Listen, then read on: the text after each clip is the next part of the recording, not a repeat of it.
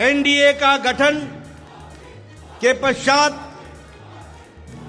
ये कोई भी गठबंधन पहली बार भारत के राजनीति में तीसरी बार लगातार प्रधानमंत्री मोदी जी के नेतृत्व में सरकार बनाने जा रही है।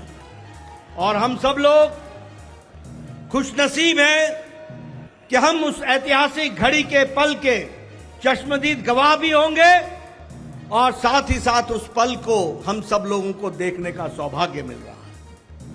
मैं यहां ये भी बताना चाहता हूं कि जो लोग देश हित के लिए काम करते हैं उन्हें चुनौतियां भी आती हैं और उन चुनौतियों को बखूबी लड़ करके देश प्रथम, देश को आगे बढ़ाना है, देश को आगे ले जाना है, इस कार्य के लिए आगे बढ़ते हैं।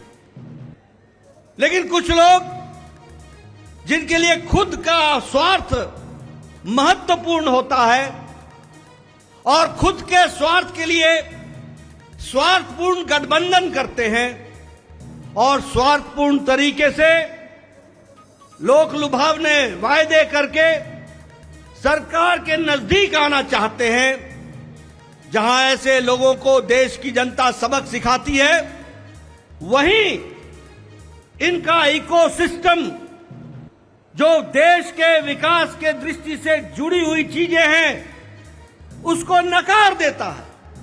बड़े बड़े राजनीतिक घटनाओं को दुनिया के सामने, देश के सामने उसको गलत तरीके से रखने का प्रयास करता है।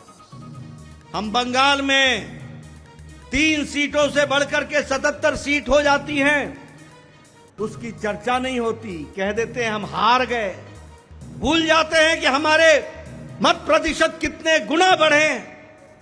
और आज ही उड़ीसा में विशुद्ध पहली बार भारतीय जनता पार्टी की सरकार बन रही है मोदी जी के नेतृत्व में। विशुद्ध भारतीय जनता पार्टी की सरकार मोदी जी के नेतृत्व में और उनके कुशल नेतृत्व के कारण वहां बन रही है।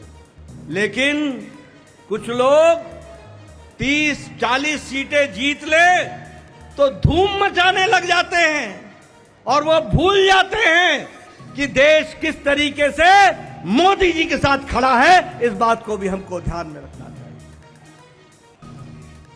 मैं